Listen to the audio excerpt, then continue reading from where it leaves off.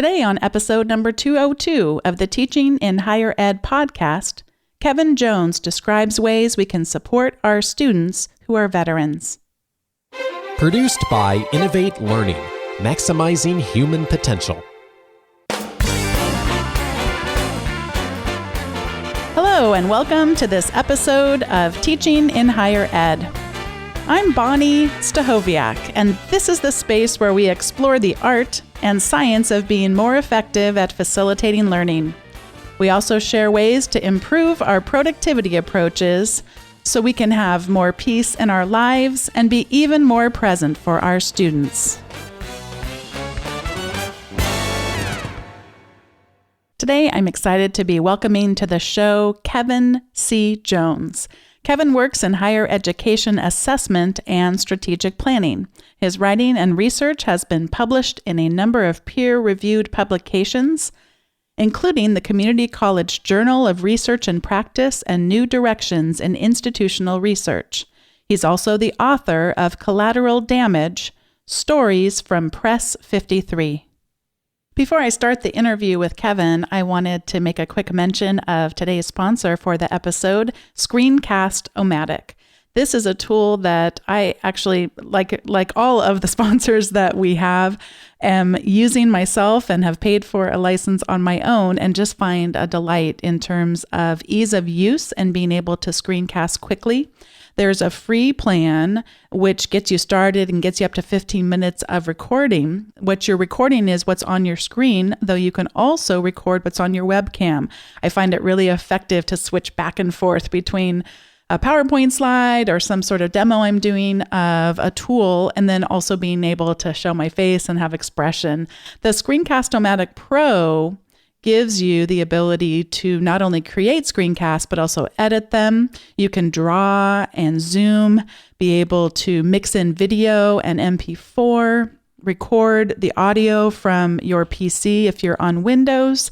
You can add overlays and video effects and even background music. So it's a great tool because you can just get started really easily. And then as you learn more, be able to easily incorporate some of these additional features in. So thanks again to Screencast-O-Matic for sponsoring episode 202. And now let's get back to my interview with Kevin Jones. Kevin, welcome to Teaching in Higher Ed. Well, thank you for having me. We had an unusual way of connecting, but I think fortuitous, because I was on Twitter and I can't even remember exactly what kind of thread it was, but you were engaged and I went and looked at your profile and thought, we have yet to have a conversation about how to better serve our students who are veterans. And here's a guy who really looks like he has a great amount of research in this area. And I'm just so honored that you would come and spend a little bit of time talking to those of us who want to get better at our teaching in higher ed and specifically at better serving our veteran students. So thanks for being here today. Well, again, thank you for inviting me. I'm always happy to be involved and to talk about veterans.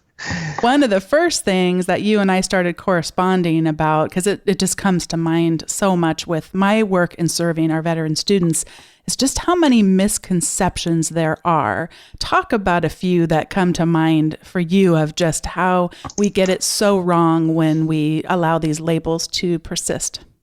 Sure. I think that there's a few basic ones. One is the assumption that all veterans have served in combat or even deployed overseas, which is not the case. The vast majority of veterans have never served in combat, and a great number never even deployed outside of the United States. This is certainly more true now in 2018 as we speak than it was even 3 or 4 years ago. And that's the first one. The other one is, this is related, veteran experience isn't monolithic. It's easy, like any stereotype you can you can use with veterans too.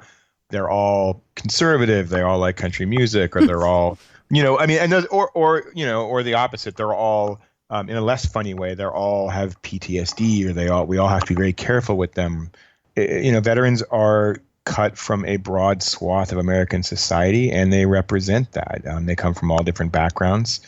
Something a lot of academics don't realize is that the vast majority of veterans who were enlisted, which is the vast majority of veterans, period, that is to say they did not have a degree, did not serve as officers, that are coming to college for the first time. They are majority first-generation students. And they are, by a huge margin, attending community colleges first. A lot of the news that gets out in different higher ed organizations about veterans usually highlights, somebody who's going to an Ivy League school or even a big university like Arizona. And part of that is because that's, as you know, when we talk about higher ed, everyone immediately starts comparing everything to Harvard and Yale and things like that, when most of us work at, North Compass Point State University doing really solid work. And that's where most of the veteran students go. They go to a community college or maybe a comprehensive regional, and they're putting in the work. The last one I would get into is there's sort of an assumption and this is more on the administrative financial aid side, there's kind of this idea that, well, the veterans have the GI Bill, so all their funding is taken care of, everything is great, they don't have to worry about anything. And the truth is that for students on the GI Bill, they will get enough to cover tuition up to a certain point, plus a stipend for living, which isn't as much as some people think. It depends on what, how long they were in and things like that. But it's around $1,500 to $1,800 a month, which is pretty good. But a lot of these veterans have families. A lot of them are coming from jobs where they were making $40 or $50 a year and had assistance with base housing and their rent, and now they don't have that. So they have a lot of the same issues that first generation students and or students who work do when it comes to retention and completion. They're balancing families. They may be balancing part-time obligations on top of a job. They may still be in the reserves and have part-time military duties. GI Bill runs out after 3 years if they're going full-time.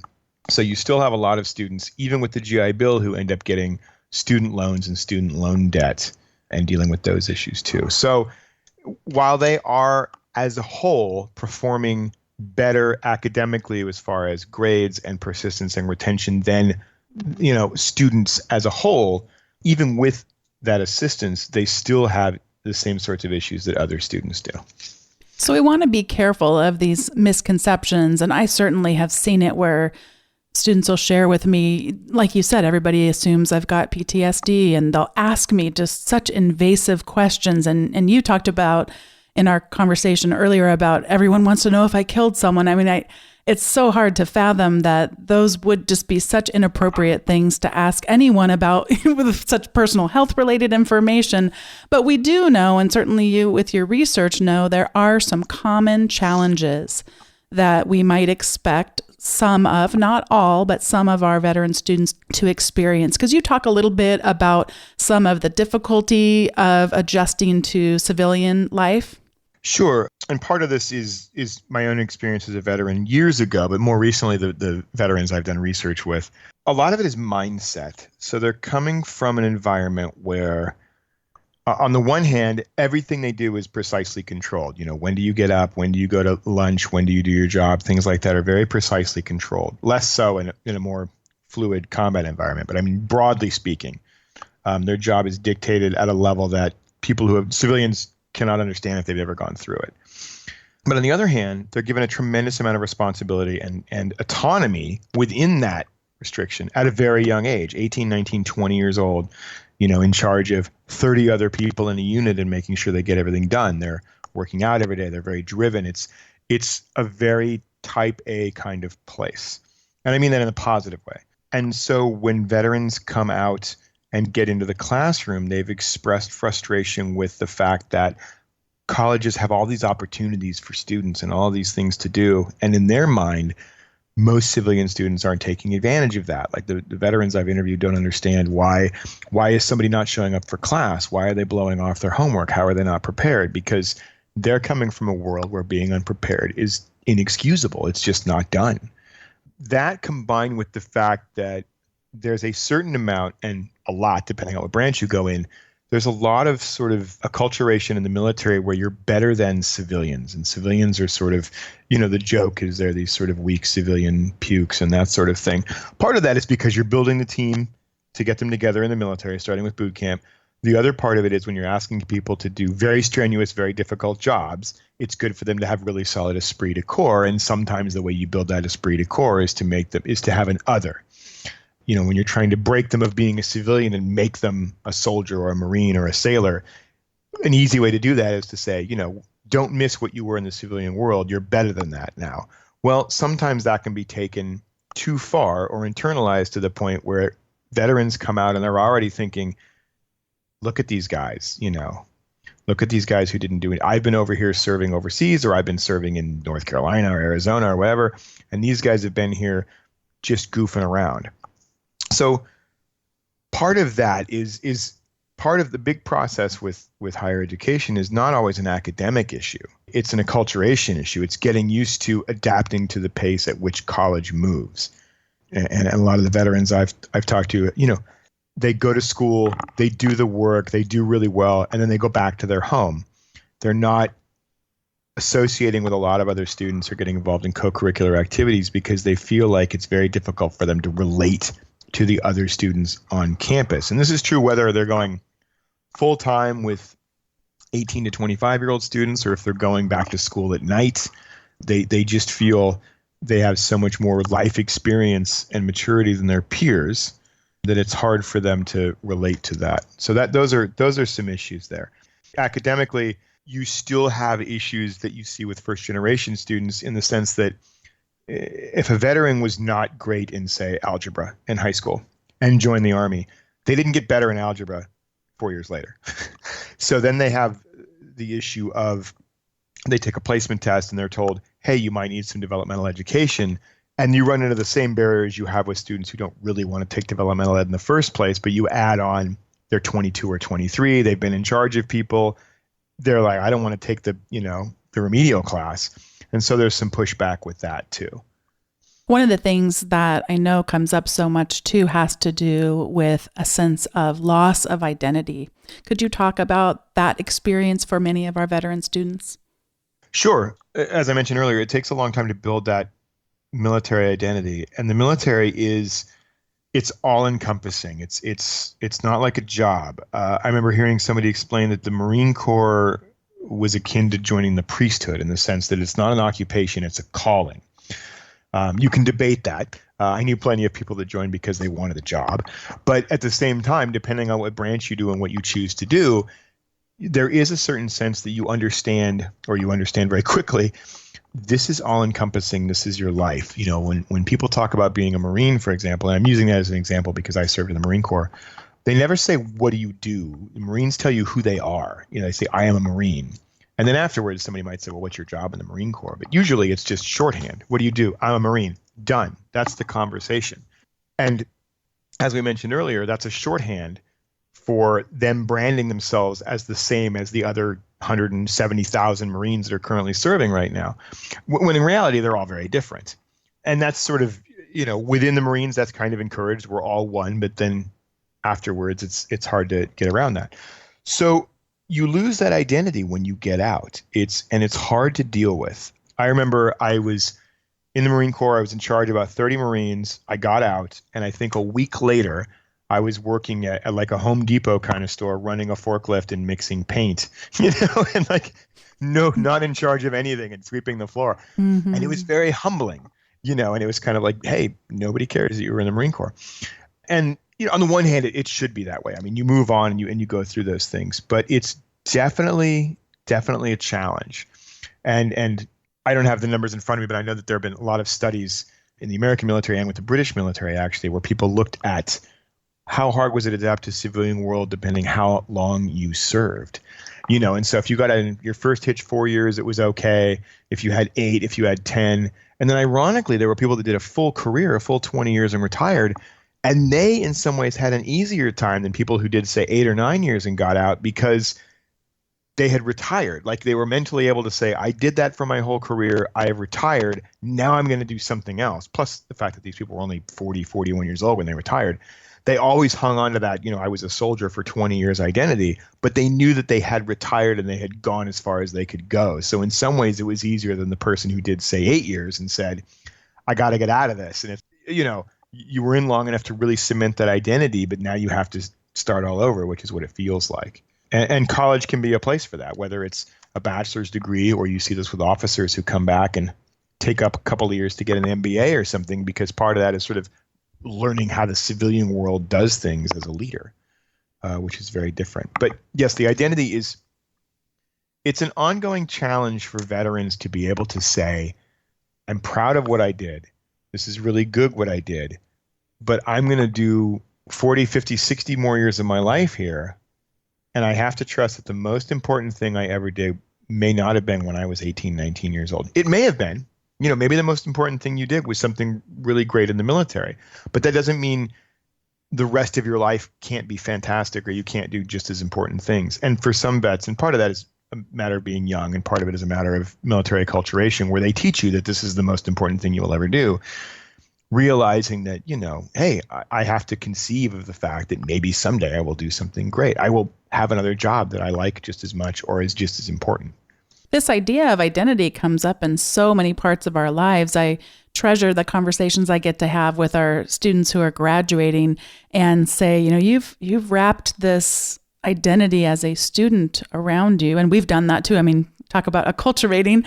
We have joined you in that process. And now some of them are going to go out and that they might not get that professional job, the first one that they think sounds right for having a college degree right away. That may take some time and some, lots and lots of hard work, and just that wretched process that it is any time in our lives when we experience it. But boy, what a time for learning. The ground is fertile for what we can learn about ourselves and what we're capable of. But it's tough. I mean, it's tough to go through. I certainly have gone through that process of having my sense of identity ripped from me at different times in my life. And so I enjoy the seasons when I get to come alongside them and just talk to them. And in fact, I wonder if you would share a bit about, just as educators, what are some ways we can better serve our veterans in our classrooms and also in our teaching and our mentoring? One of the things with being a veteran and being in the military is the notion of service. And I think by focusing on service to others as opposed to military service, sort of deconstructing what it means to serve. Team Red, White, and Blue does that. Team Rubicon, which takes military veterans and takes them as volunteers and deploys them all over the country to help with like hurricane relief and things like that. Very smart ways to do that. And I think what's happened with higher ed, I've seen this, certainly at the graduate level, I've seen this, but I see it increasingly at the undergraduate level, is instilling students the idea of being a lifelong learner. So the idea that, your education doesn't end when you finish your degree.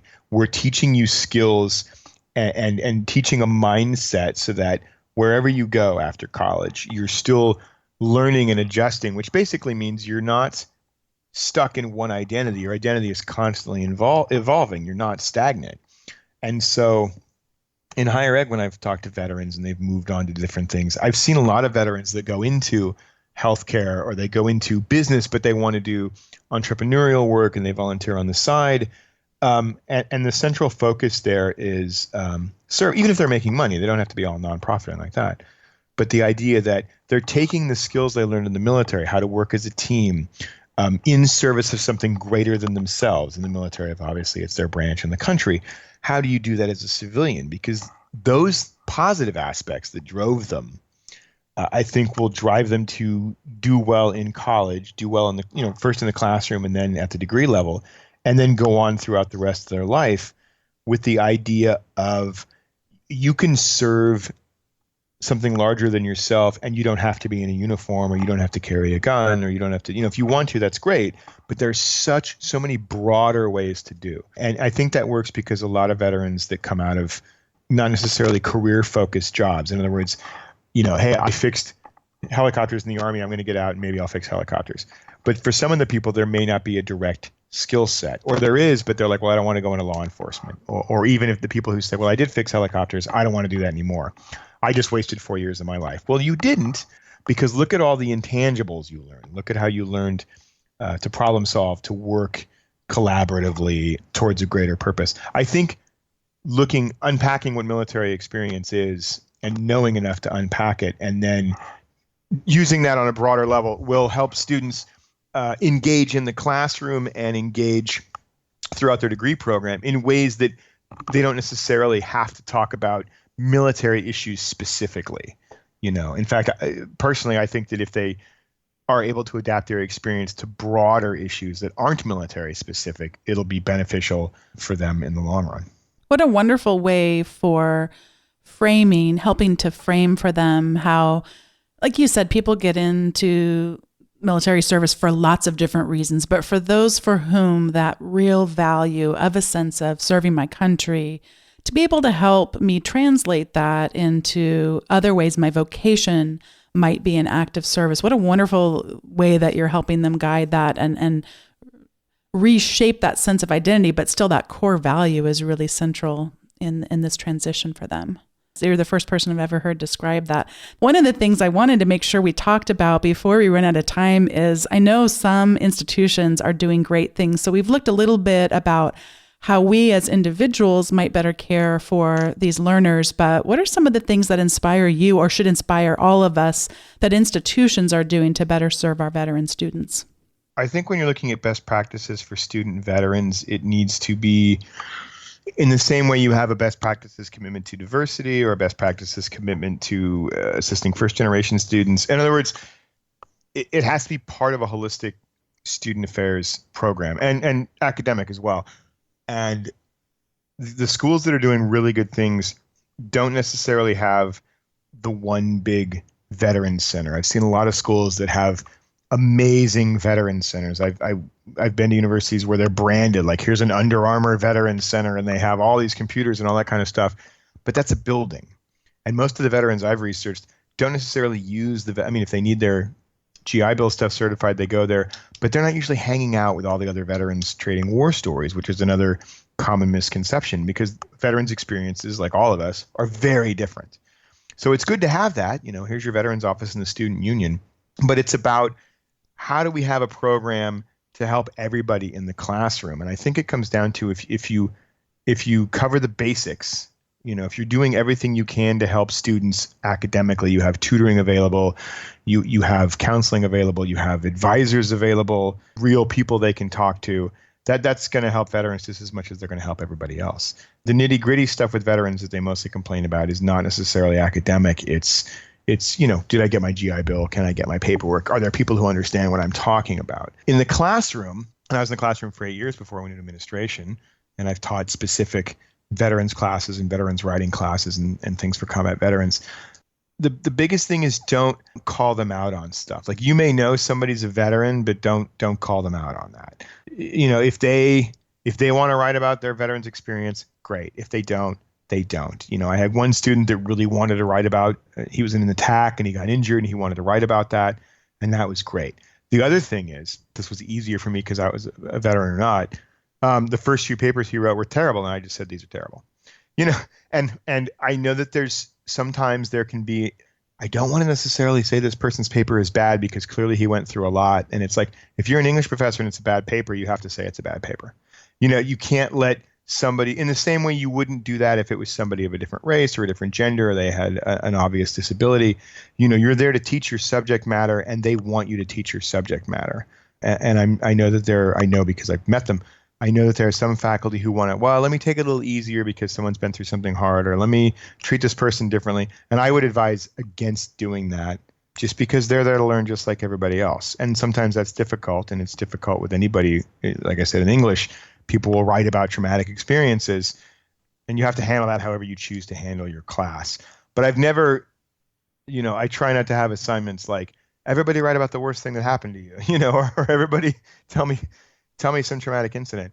I've also seen colleges, and I wish this wouldn't happen, but unfortunately it still does, where I think they have their heart's in the right place, but veterans don't want to be used as props. And I remember I was at a college and the president was like, it would be great on Veterans Day if we had, everybody who was a veteran, like maybe they could wear their uniform or bring some stuff and we could have like a static display and they could, have a booth or something. And I remember telling him, I was like, they're not going to want to, stand like an exhibit in the Smithsonian and for people to stare at, I mean, it's different if the Student Veterans Organization says, hey, let's have a table out there. But to have somebody suggest, hey, let's get with all the vets and see if they want to do this thing, very different. But, so that's all. I mean, I think we're at a point now where we've had the first wave of veterans research has kind of come and gone, and now we're working on the second wave. And there's still, despite all of the really good research out there, there's still not a whole lot of research that really asks the veterans, hey, what do you guys need? What are you looking for in a school? We have a lot of people from the top down saying, let's do all these great things. And I've had to learn that that one project you might get a grant for because it's related to veterans. That's wonderful. That might be not be what your veterans on your campus actually need. And that's a hard conversation to have because we're all hurting for money. Mm-hmm. It's hard to tell somebody, look, I know that's $100,000 grant, but like I work with our veterans and they don't need that. We need this thing instead. But getting to know, student affairs level, getting to know the veterans and help them with what they need. As a professor and as a teacher, I would say, just teach your class. Just teach your class and understand that these students are there and they're going to bring strengths just like any other group that's had a variety of experiences, and those are going to be good for your class, and don't necessarily tiptoe around subjects. I've had people talk, it depends on, I taught English, so it was a little easier for me. I know people that teach history and things like that, and they're like, well, if we talk about war, is this going to be a triggering moment for some veterans? I would use your policy however you use it now. If your school or you personally want to have some sort of trigger warning in there and say, hey, we may be talking about these things later. If there's going to be veterans in your class, have an alternate study for that. But I've talked a lot with people at University of Maryland College, University of Virginia and Virginia Tech, University of South Florida, which has one of the largest veterans population in the country. Look at some of the schools like that to see what their best practices are, because they've been dealing with this for a while and they have some really good entrenched academic and student affairs recommendations. And it's all public. They're very nice to talk to. I'm friends with a lot of veterans center directors and academics doing veterans research through Twitter, and it's amazing how many people you can pick up on and find out that you're all kind of working on the same thing, just in separate rooms. So it's good to get together and share these best practices. And everyone I've met has been really nice about it because we're all trying to have the same goal, and that's help veterans the best we can. You spoke earlier about how sometimes people just assume that you're a college professor, that must be just like being at Harvard or Yale or Stanford or whatever. It's like, no, right. Most of us are doing a whole different kind of work. And in order to do that kind of work, then most of us aren't able to make the massive investments that would be, some giant resource or whatever. But yet one of the keys in retention research for our students, of course, we want to be able to retain these students and see them succeed all the way through graduation, is a sense of belonging. And many of the themes I'm hearing you describe as these examples would be, instead of an either or approach, either we're going to just try to find funding to create this mammoth veteran center, or we're going to not really have any of that at all. And then it's just going to be all the different career center and the different departments within a smaller school. We can do a both and approach. So we can have that smaller community. And like you said, that's driving some of the decisions around how they want to honor veterans and how they want to have more community and sense of belonging. And sometimes that is going to be necessary to have a smaller group of people where I can feel safer to talk about my own experiences and know that many of the people will understand where I'm coming from, but then also having that community that says, look at all these great resources that are here, a tutoring center, a writing center, a career center, and making sure that too much of that sense of belonging doesn't prevent them from utilizing some of these other services in a smaller institution.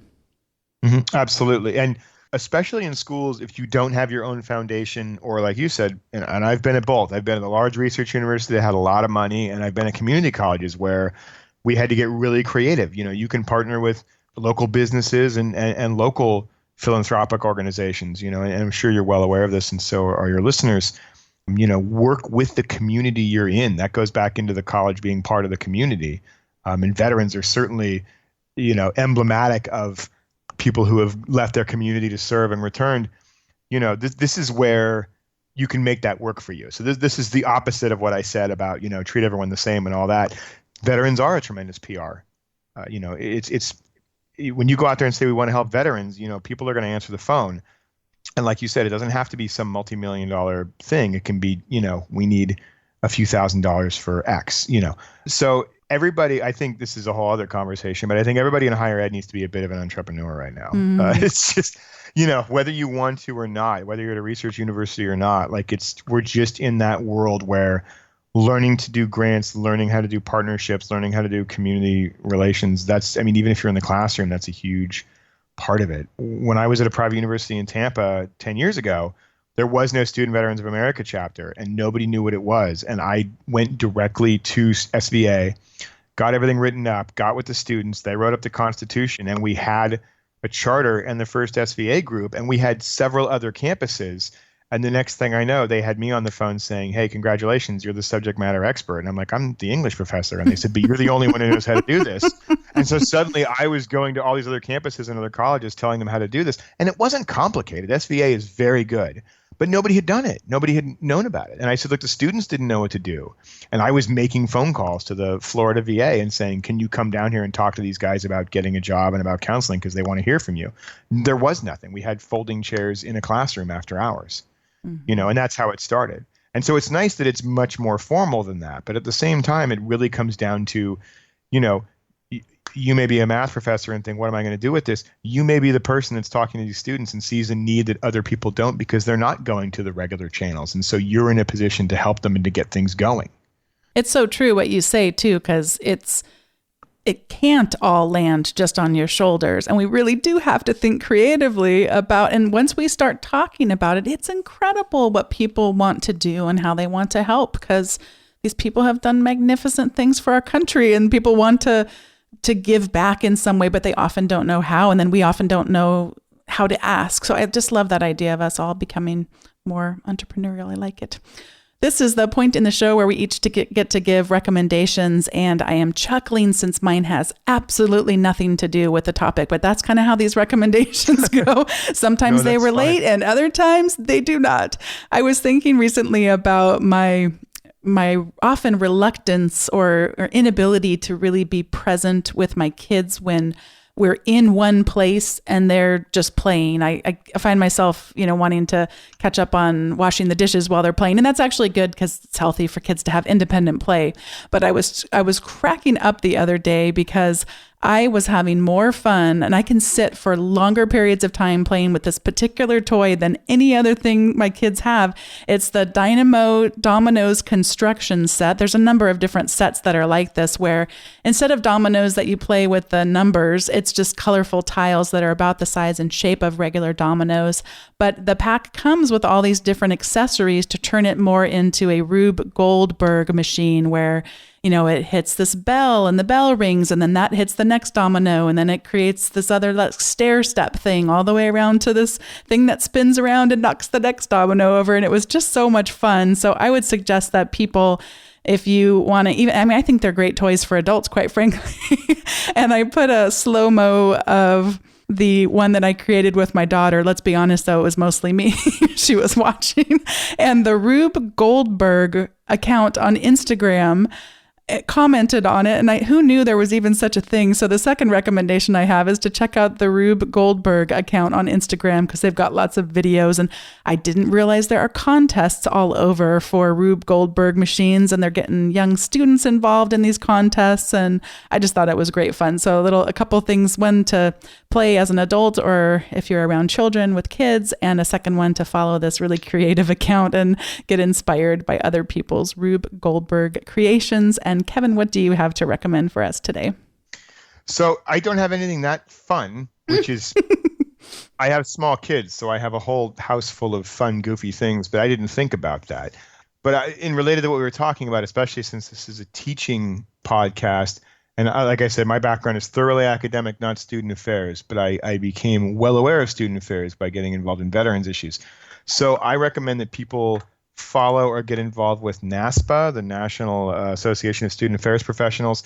They have a subgroup just related to veterans. And by veterans, they include dependents and family members of veterans as well. So the Twitter handle is NASPA Vets, NASPA Vets, I think. And if you Google it, it's part of the larger NASPA. That's gotten so big now that they have a separate conference just for the veterans. And it's really big. And it's over a couple of days. And it's not always in D.C. Last time I think it was in Louisville, Kentucky.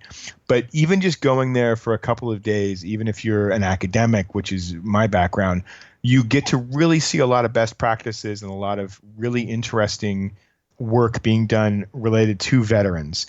The other thing when researching veterans is look outside of just traditional higher ed journals, student affairs, or academic. I found a tremendous amount of work in nursing and psychology journals and other issues where it wasn't even related to medical issues like PTSD. It was more of counseling and things like that. But it was related to veterans in higher education, but it wasn't being carried in a higher ed journal. It's such a broad-based group. I found out accidentally when I was at a university that the paper I was working on, somebody in the nursing department was working on almost the exact same thing, but from a nursing standpoint, it was a huge university. We never would have found each other, except they had a Veterans Day thing at the school, and the Student Veterans of America people were there, and they were talking about research, and suddenly I ran into a bunch of people, and we ended up, working on some stuff together.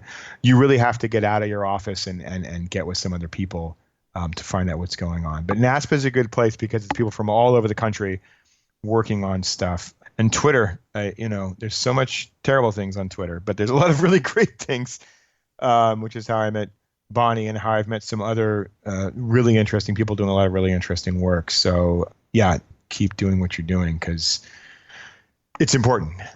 Kevin Jones, thank you so much for joining me today on Teaching in Higher Ed. And thanks for all these tangible ways that we can be learning even more ways to serve our veteran students. Thank you so much. It's been a pleasure. Thanks once again to Kevin Jones for this inspiring conversation about how to better serve our veteran students. I also want to thank Screencast-O-Matic for your financial support for the show. Those of you who want to check out their software and how you could use it to do screencasting in your own teaching can go to screencast-o-matic.com/highered50 and get 50% off, which is an exclusive offer for the Teaching in Higher Ed listeners.